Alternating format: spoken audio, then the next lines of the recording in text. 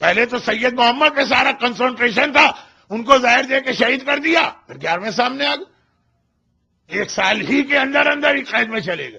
کہا کوئی اولاد تو نہیں ہے؟ کہا نہیں اولاد کوئی نہیں، سیٹسفائی ہو گئے، کہا ان کو جیل میں ڈال دو۔ اب ہم 12ویں کو روکیں گے، ایک ہی طریقہ ہے کہ جیل میں چلے جائیں، اولاد تو ہے نہیں ان کے پاس، چنانچہ یہ میری جیل میں مر جائیں گے اور 11ویں پر امامت ختم ہو جائے گی۔ لیکن وہ مکر اللہ واللہ خیر الماکرین، اسی قید خانے میں ایسا انتظام ہو گیا کہ 12ویں کی ولادت ہو گئی۔ جیسے ہی عباسی خلیفہ کو پتا چلا، اسے اس دن نہیں پتا چلا، اسے 1 ہفتے بعد پتا نہیں چلا، اسے 1 سال بعد بھی پتا نہیں چلا، 11ویں نے اپنی بیوی نرجس اور اپنے بیٹے 12ویں امام کو زمین کے نیچے اس انڈر گراؤنڈ قید خانے تہ خانے یا سرداب میں رکھا جو آج بھی سامرا میں موجود، اور وہاں کسی کو نہیں جانے دیتے۔ ایک سیقل نام غلام جاتا ہے، ایک کنیز جاتی ہے بس، اور یہ جناب حکیمہ خاتون۔ 5 سال لگے یہ خبر سامنے آنے میں۔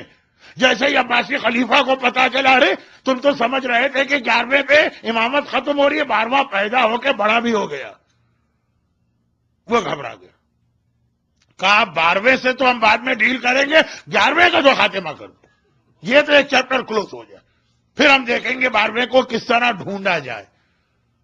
یہ تاریخ میں ہر ہفتے عباسی خلیفہ کی CID 11ویں امام کے گھر پہ چھاپا مارتی، ریڈ ہوتا، گھر کے تمام افراد کو بائی فیس دیکھا جاتا یہ کون، جینٹس کے لیے جینٹس آتے ہیں، لیڈیز کے لیے لیڈیز آتی، اور جو لیڈیز CID آتی ان کے ساتھ لیڈی ڈاکٹرز آتی ہیں جو ایک ایک خاتون کا میڈیکل چیک اپ کرتے ہیں، یہ پریگننٹ تو نہیں۔ یہ پوری تاریخ ہے جس کے پڑھنے کا وقت نہیں ملتا ہے، اور آج تو وقت اور کم ہو گیا۔ لیکن خلاصہ یہ کہ جب پتا چلا کہ ولادت بھی ہو گئی، 5 سال کے بھی ہو گئے، لیکن باوجود یہ کہ مسلسل ہماری فوج کے ریڈ ہوتے رہے، وہ کبھی بھی پتہ ہی نہیں چلا کہاں پہ۔ خالی ریڈ نہیں، خلیفہ کے غلام اور کنیز جو جاسوس ہیں وہ امام کے گھر میں 24 گھنٹے رہتے ہیں۔ غلاموں میں جاسوس اسپائی غلام بھیجے گئے، کنیزوں میں اسپائی کنیز بھیجی گئی۔ عباسی خلیفہ نے کہا کہ 12ویں کو اتنا چھپا کے رکھا ہے 11ویں نے کہ ریڈ ہوتے ہیں تو پتہ نہیں چلتا، کوئی ایکسس نہیں ملتا، اسپائی کنیز گھر میں موجود ہے اس کو پتہ نہیں چل پا رہا، کیونکہ گھر کی کسی خاتون کو بھی نہیں بتایا گیا، صرف ایک حکیمہ خاتون کو معلوم۔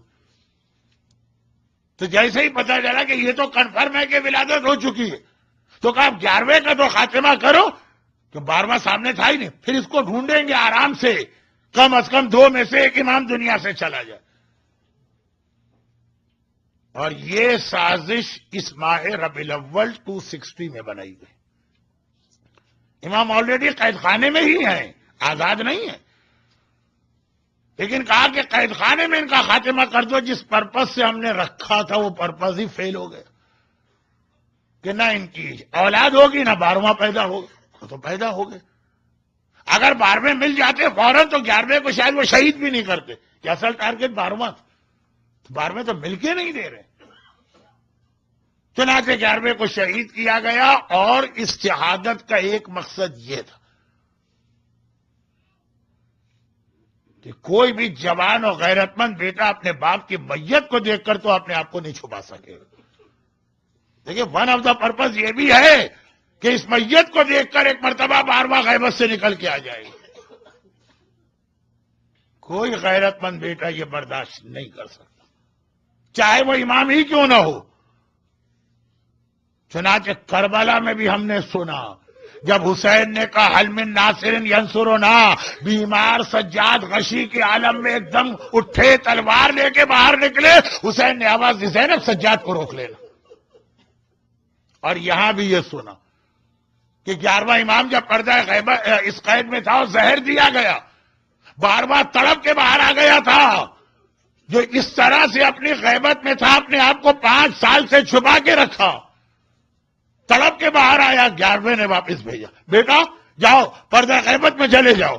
عباسی حکمران کا ایک مقصد یہ بھی تھا کہ غیرت مند امام کا غیرت مند بیٹا ہے، غیرت مند فاطمہ کا غیرت مند وارث ہے، 11ویں کو زہر دے کے شہید کرو تاکہ جب 11ویں کا جنازہ اٹھے گا تو اس وقت یقیناً وہ تڑپ کے آئے گا اور گرفتار کر لینا۔ اور عزاداروں، 12ویں کی گرفتاری کے لیے ماہ ربیع الاول کی شروع تاریخ میں 11ویں کو زہر دیا گیا۔ امام حسن کو 2 ہی حسن ہیں ہمارے پاس، یا حسن مجتبی یا حسن عسکری۔ حسن مجتبی کو وہ زہر دیا گیا جس نے ایک لمحے میں کلیجہ ٹکڑے ٹکڑے کر دیا، چند لمحوں میں حسن مجتبی دنیا سے چلے گئے۔ حسن عسکری کو ایسا زہر نہیں دیا گیا۔ حسن عسکری کو وہ زہر، دیکھیے تاریخ ہے جو بہت کم لوگوں کو معلوم، حسن عسکری کو وہ زہر دیا گیا جو آہستہ آہستہ اثر دکھا رہا۔ کیوں؟ کیونکہ مقصد 11ویں امام کے زہر سے زیادہ مقصد تھا 12ویں کو غیبت سے باہر لانا۔ باپ بیمار ہے، بستر پہ گر گیا، بیٹا حالت دیکھ رہا ہے، روز بروز حالت خراب ہوتی جا رہی ہے، کتنا ہی صابر بیٹا ہوگا، 2 دن گزریں گے دیکھے گا میرے بابا کی حالت اور خراب ہوئی، صبر کر کے بیٹھا ہے، 4 دن گزریں گے دیکھے گا میرے بابا کی حالت اور خراب ہوئی، ایک وقت آئے گا جب اپنے بابا کو اس حالت میں دیکھے گا کہ تڑپ کے باہر آ جائے گا۔ زہر بھی ایسا دیا گیا، لیکن قید میں ہیں۔ کیا مطلب؟ زہر دیا گیا، علاج ممکن نہیں ہے۔ علی کے سر پہ ابن ملجم نے ضربت لگائی، مگر علی قید میں نہیں تھے تو علاج تو ہوا نا 3 دن۔ ہائے میرا 11واں حسن عسکری، کتنا معصوم، کتنا مظلوم، کتنی مصیبتیں، کتنے امتحان دیے، زہر ایسا دیا جا رہا کہ اچانک موت نہ ہونے پائے، آہستہ آہستہ بدن کٹتا چلا جائے۔ کچھ چیزیں بیان کرنے سے نہیں واضح ہوتی ہے، سوچنے سے واضح ہوتی ہے۔ اور ساتھ میں علاج ممکن نہیں ہے کیونکہ ظالم کی قید میں ہے۔ میرا 11واں امام 5 ربیع الاول کی تاریخ کو اتنا کمزور ہو گیا کہ بستر سے اٹھنے کی طاقت نہ رہی، اپنی نماز بستر پہ بیٹھ کے پڑھی۔ بہت آرام سے آپ نے سن لیا۔ اہل بیت کے گھرانے میں بستر پہ بیٹھ کے نماز پڑھنا قیامت کے برابر۔ زینب کبریٰ نے زندان شام میں سنت نماز بیٹھ کے پڑھی ہے تو سجاد کو یقین نہیں آ رہا، جبکہ 11واں تو بہرحال امام ہے اور واجب نماز بستر پہ بیٹھ کے پڑھ رہا۔ فاطمہ زہرا تک کی یہ حالت تھی کہ جب نماز کا وقت آتا تھا، اگرچہ بستر سے اٹھنے کی طاقت نہیں لیکن بستر پہ اٹھتی تھی۔ ہاں، ایک ہاتھ دیوار پہ رکھتی تھی، دوسرے ہاتھ سے ٹوٹی ہوئی پسلیوں کو سنبھالتی تھی، ٹوٹی ہوئی پسلیوں کو سنبھال کے رسول کی بیٹی فاطمہ مصلی پہ جا کے نماز پوری پڑھتی۔ مگر ہائے میرا 11واں امام اتنا کمزور ہے کہ اگر آپ اسے توہین نہ سمجھیں تو زینب کبریٰ اور فاطمہ زہرا کے مسائل سے بڑی مصیبت 11ویں امام پہ ہی گزر گئی کہ بستر پہ کھڑے ہونے کی طاقت نہ رہی۔ لیکن یہ 5 ربیع الاول کی حالت تھی۔ جب 7 ربیع الاول آئی، اب بستر پر بیٹھ کے بھی نماز نہیں پڑھی جا سکتی، اب نماز لیٹ کے پڑھی جائے گی۔ اور آج کی رات ختم ہوئی، فجر کا وقت آیا، بستر پہ لیٹے لیٹے امام نے نماز پڑھی اور اس کے بعد ایک مرتبہ کہا، اے میرے غلام سیکل میں بہت پیاسا ہوں، ذرا پانی لے کے آ جاؤ۔ غلام پانی لایا۔ میرا 11واں امام پیاس کی فریاد کر رہا ہے۔ پانی بڑھایا گیا، لیکن اس سے پہلے کہ یہ پانی ہونٹوں سے آگے بڑھے میرا 11واں امام بستر پہ گر پڑا۔ غلام سیکل نے دیکھا، ہائے میرا آقا مارا گیا، ہائے میرا مولا مارا گیا۔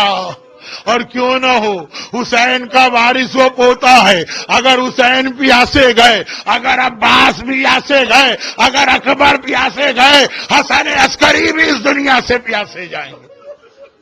امام زمانہ کو پیاسے شہیدوں کا انتقام لینا ہے، اپنے پیاسے دادا حسین کا بھی اور اپنے پیاسے بابا حسن عسکری کا بھی۔ لیکن روایت یہ ہے کہ جس وقت امام 11واں امام پانی پینا چاہتا ہے اور خش کھا کے بستر پہ گرا، ایک بار غیبت کا پردہ ہٹا کے بے چین و بے قرار ہو کے میرا امام زمانہ باہر آ گیا۔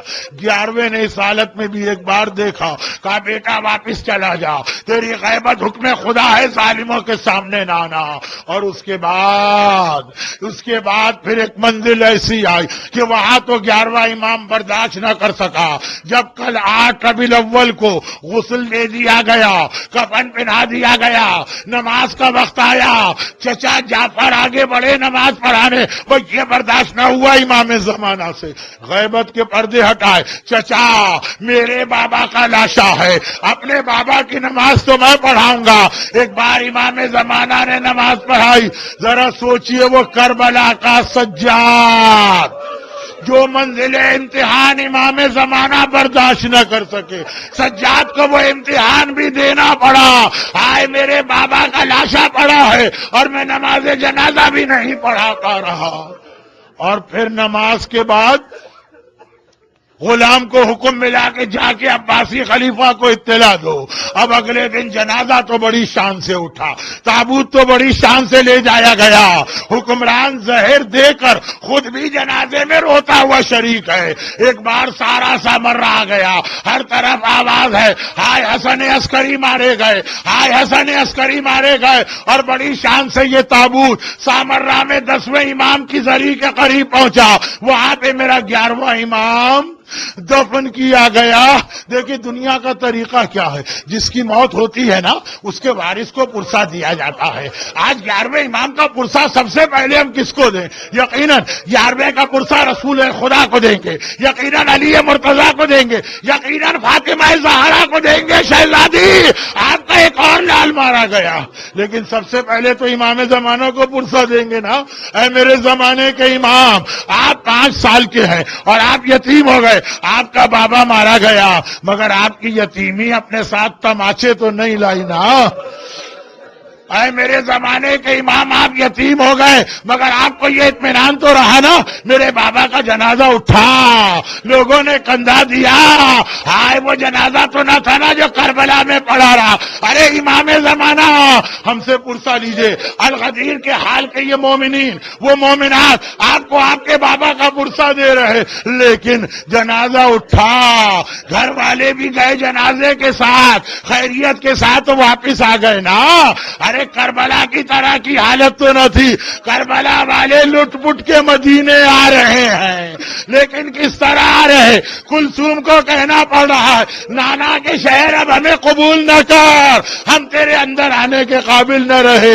ارے کوئی بی بی فریاد کر رہی اکبر بیٹا تجھے کھو کے مدینے کس طرح جاؤ، کوئی کہہ رہی قاسم لال ارے تیرے بغیر مدینے کیسے جاؤ۔ ہائے رباب کہتی ہے ارے میرے اصغر میں صغرا کو جا کے کیا جواب دوں گی جب صغرا اصغر کو مانگے گی، اور زینب فریاد کر رہی ہے ارے پہلے مجھے نانا کی قبر پہ لے جاؤ۔ عزاداروں 11ویں امام کا تابوت تو بڑی شان سے اٹھا، گھر والے خیریت سے آئے، ذرا زینب سے پوچھئے، قبر رسول پہ پہنچی، ایک مرتبہ کا نانا آپ کی بیٹی شام سے لٹ کے آئی ہے، پہلے حسین کا کرتا پھیلایا۔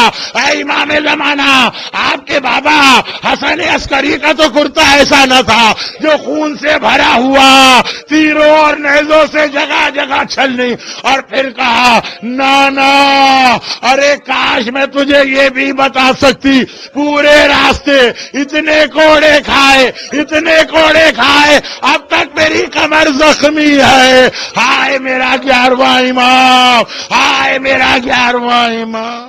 جل اللجن اللجن اللجن یا مولا اللجن اللجن اللجن اللجن اللجن اللجن اللجن یا صاحب السماء